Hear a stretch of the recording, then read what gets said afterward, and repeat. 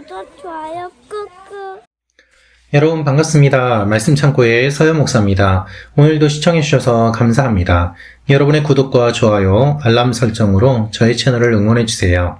또한 멤버십으로 함께 해주세요. 항상 함께 해주셔서 감사합니다. 오늘은 열왕기하 4장 18절부터 37절 말씀입니다. 오늘 말씀은 하나님의 은혜로 자녀를 얻게 된 여인이 그 자녀를 잃게 된 이후에 일어난 일에 대한 내용입니다. 자녀는 죽었지만 샬롬을 이야기합니다. 무슨 이야기일까요? 오늘 이 말씀을 통해서 우리에게 주시는 하나님의 마음을 함께 묵상해 보기 원합니다. 18절부터 말씀입니다.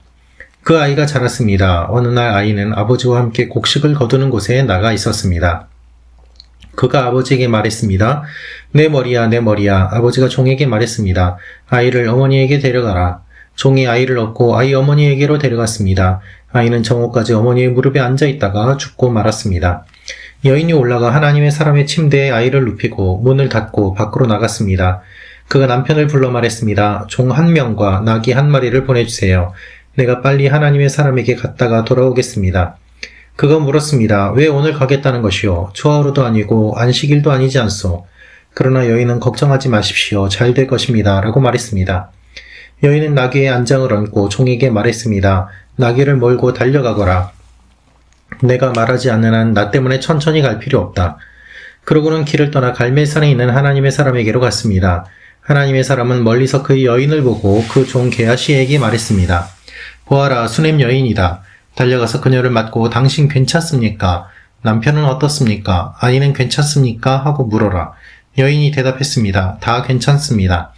여인은 산에 있는 하나님의 사람에게 다가가서 그의 발을 3개 붙잡았습니다. 게하시가 가서 떼어 놓으려고 했습니다. 그러나 하나님의 사람이 말했습니다. 가만두어라. 그 여인은 지금 쓰라린 고통 속에 있다. 하지만 하나님께서 내게 감추시고 왜 그런지 말씀하지 않으셨다. 여인이 말했습니다. 주여, 제가 아들을 달라고 했습니까? 제가 저를 속이지 마십시오라고 하지 않았습니까? 엘리사가 게하시에게 말했습니다. 떠날 채비를 하고 손에 내 지팡이를 쥐고 가거라. 내가 누구를 만나도 인사하지 말고 누가 내게 인사하더라도 대답하지 마라. 내 지팡이를 그 아이의 얼굴에 얹어라. 그러나 아이의 어머니가 말했습니다. 여호와의 살아계심과 선생님의 살아계심을 두고 맹세하는데 저는 선생님 곁을 떠나지 않겠습니다. 그러자 그가 일어나 여인을 따라갔습니다. 게하시는 먼저 앞서가서 아이의 얼굴에 지팡이를 얹었습니다. 그러나 아이는 아무 소리도 내지 않고 듣는 기척도 없었습니다. 게하시는 돌아가 엘리사를 만나 말했습니다. 아이가 깨어나지 않습니다. 엘리사가 집에 들어가 보니 아이는 죽은 채 엘리사의 침대에 누워 있었습니다. 그가 들어가 문을 닫고 여호와께 기도했습니다. 그 안에는 둘뿐이었습니다. 그는 침대에 올라가 아이 위에 누웠습니다. 입에는 입을, 눈에는 눈을, 손에는 손을 댔습니다. 그가 몸을 뻗어 아이 위에 눕자 아이의 몸이 따뜻해지기 시작했습니다. 엘리사는 몸을 일으켜 방 안에서 왔다 갔다 하다가 다시 침대에 올라가 아이의 몸을 덮었습니다. 아이가 재채기를 7번 하더니 눈을 떴습니다. 엘리사가 게하시를 불러 말했습니다. 수냄 여인을 불러라. 그가 그렇게 했습니다. 여인이 오자 그가 말했습니다. 아들을 데려가시오. 여인이 들어가 엘리사 발 앞에 엎드려 절했습니다. 그러고는 아들을 데리고 나갔습니다. 여러분, 오늘 말씀을 보면 18절에 이렇게 기록되어 있습니다. 그 아이가 자랐다는 것입니다. 우리가 어제 묵상한 말씀처럼 자녀가 없는 여인이 하나님의 은혜로 자녀를 얻게 되었습니다. 그 아이가 자라게 되었다는 것입니다. 문제는 이 아이가 갑자기 죽음을 맞이하게 됩니다. 내 머리가 아프다고 하더니 결국 어머니의 무릎에 앉아 있다가 죽고 말았습니다. 그런데 이 아이의 죽음 앞에서 여인은 하나님의 사람의 침대에 아이를 눕히고 밖으로 나갑니다. 울며 불며 어떻게 할 건지 당황해하지 않습니다. 이 여인은 너무나도 어떻게 보면 냉정할 정도로 모든 일들을 차분히 진행하는 것을 볼 수 있습니다. 이 여인은 이 문제의 해결이 하나님의 사람에게 달려있다는 것을 알고 있습니다. 그래서 남편에게 이야기를 합니다. 남편은 지금 정확한 상황을 알지 못합니다. 왜 오늘 가야 되느냐라고 말을 하고 있기 때문입니다. 아이가 죽은 것을 알지 못합니다. 그러나 여인은 걱정하지 마십시오 라고 이야기합니다. 샬롬이라는 것이죠. 이렇게 이야기를 한 여인은 마음이 평안했을까요? 두려웠을 것입니다. 슬펐을 것입니다. 걱정과 근심으로 가득 찼을 것입니다. 그러나 여인은 샬롬을 이야기합니다. 여인은 종에게 이야기합니다. 빨리 가려는 마음으로 나귀를 몰고 달려가라는 것이죠. 그리고 엘리사가 있는 곳으로 오게 됩니다. 엘리사는 이 여인을 보고 이야기를 합니다. 그리고 이렇게 물어보죠. 26절인데요. 26절에서 우리가 이 한 절에 샬롬이 계속해서 나오는 것을 보게 됩니다. 엘리사는 물어봅니다. 당신 괜찮습니까? 남편은 어떻습니까? 아이는 괜찮습니까? 이 괜찮습니까? 라는 표현이 원어로는 샬롬입니다. 어떻습니까? 라는 말도 샬롬입니다. 같은 말을 이렇게 다르게 번역을 한 것이죠. 그리고 여인이 대답합니다. 샬롬이라고 말입니다. 이 한 절에 샬롬이 4번 나옵니다. 그리고 이 이야기 다음에 여인은 발을 붙잡고 사실은 아이가 죽었음을 마음을 통하여서 전하고 있습니다. 하나님께서는 지금 어떤 일이 일어났는지 엘리사에게 말씀하시지 않습니다. 그러나 지금 쓰라린 고통 속에 있는 것은 분명하게 전해지고 있는 마음이었습니다. 이 여인은 원망하는 듯이 이야기를 합니다. 왜 제가 아들을 달라고 하지도 않았는데 아들을 주셔서 이렇게 괴롭게 하십니까? 라고 말입니다. 슬픔 가운데 있는 여인이 드디어 마음을 표현합니다. 샬롬을 이야기했지만 결국 그 마음속에 있는 슬픔이 마치 막혀있던 뚝이 터지듯이 터져 나오면서 이 여인의 슬픔이 엘리사에게 전해진 것이죠. 엘리사는 게하시를 보내고 지팡이를 얼굴에 얹으라고 하였지만 게하시가 그렇게 했을 때 아이는 살아나지 않았습니다.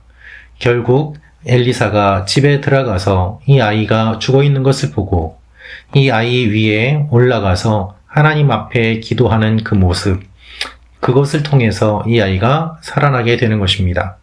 아이가 재채기를 7번 하고 눈을 뜨게 되었습니다. 7번이라는 숫자는 완전한 수를 의미하는 것이죠. 그리고 엘리사는 게하시를 불러서 이야기를 합니다. 아들을 데려가라고 말입니다. 여인은 엘리사 발 앞에 엎드려서 절을 하고 데리고 나갑니다. 이 여인이 경험한 이 기쁨은 얼마나 컸을까요? 23절에 이렇게 기록되어 있습니다. 수넴 여인은 엘리사가 게하시를 통해서 안부를 물을 때에도 샬롬이라고만 대답합니다.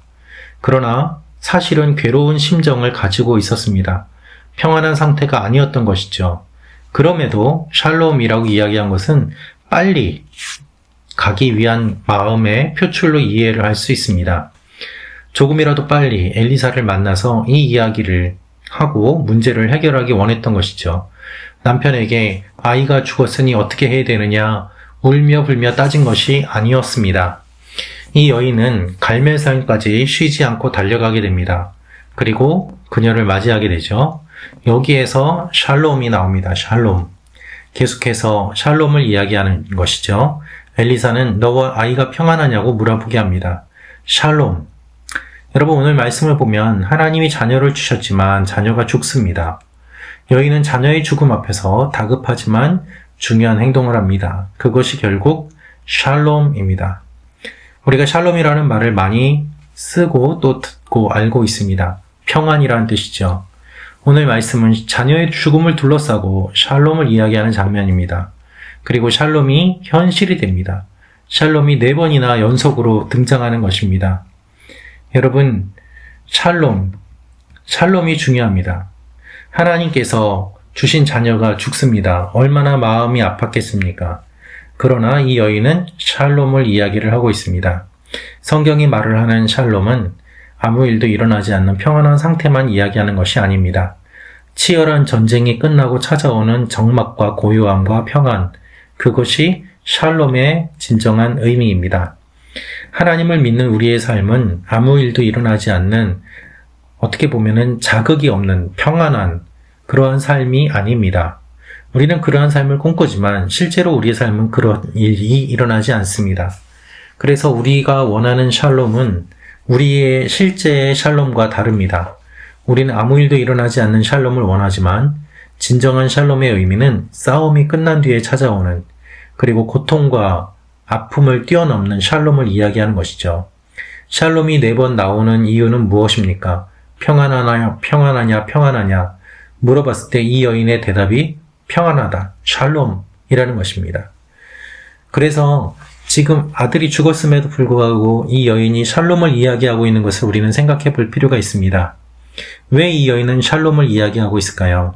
그것은 엘리사를 만나면 문제가 해결될 것이라는 믿음과 또한 이 아픔과 눈물과 고통을 뛰어넘는 하나님의 위로와 평강을 사모하는 믿음을 그 표현으로 하고 있는 것이죠.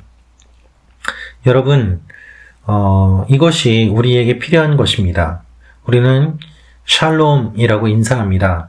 그러나 그 샬롬은 결국 아무 일도 없는 거지 라는 것이 아니라 우리 삶에 일어나는 여러 가지 일들이 있더라도 그것을 뛰어넘는 하나님의 평강이 당신에게 임하기를 이라는 마음의 표현입니다.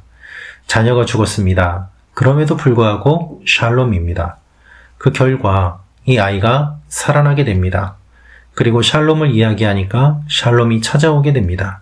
사랑하는 말씀 참고 가족 여러분, 어려운 일들이 있으실 것입니다. 샬롬을 외치십시오.